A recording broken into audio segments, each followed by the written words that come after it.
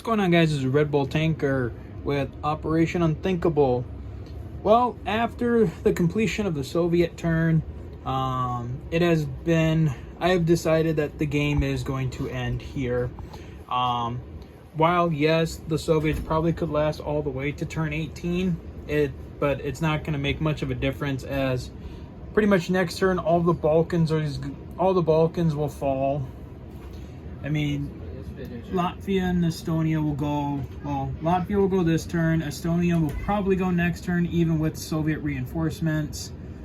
I mean, while the massive Soviet defenses of Moscow could probably push against Novograd, they still got a lot of allied stuff coming at them. So this is a victory for the Allies. So in all, I mean, this is a fun game.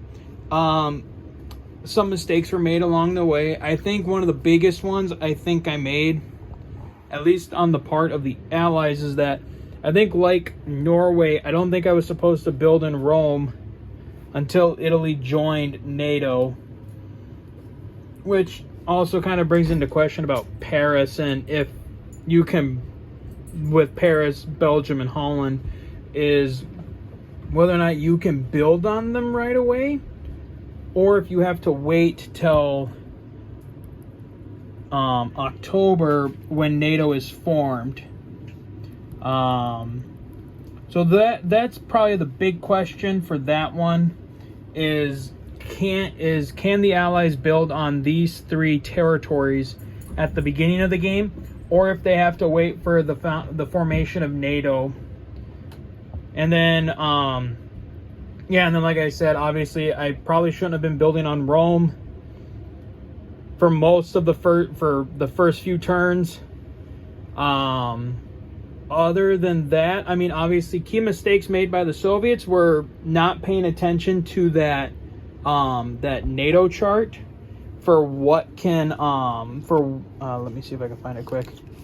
Yeah, the NATO chart for what can bring different nations into NATO. Didn't really pay much attention to that at first, and so the Soviets made some moves that brought a lot of these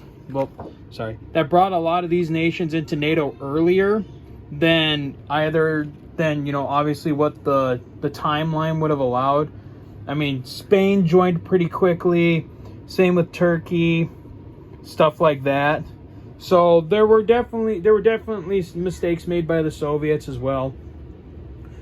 But yeah, overall this is an interesting game, and this is an interesting and fun game, and I would highly recommend it.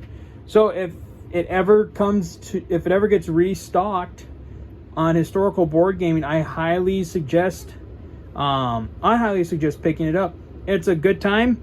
You only need 2 players, though. I mean, in reality, if you wanted to, you could break up the Allied team into 3 different players, because the rule book yes, all the Allies share one economy, but you could break that economy up if you wanted to into 3, with obviously NATO being one, what do you want to call it? NATO being one part of the income, and then you have territories with the British rondels on it, so then you could have the British Empire, as a separate team. And then in the rule book, it says there's 40 IPC coming over from the United States, so you could have the United States start with 40, and then as territories fall, as Soviet territories fall, then you can determine whether or not it becomes, you could split it up between the 3 and figure out who wants to take what. But so yeah, that is going to be it for Operation Unthinkable. It was real fun, and we'll see you guys next time for another playthrough of something. So until then, guys, take care.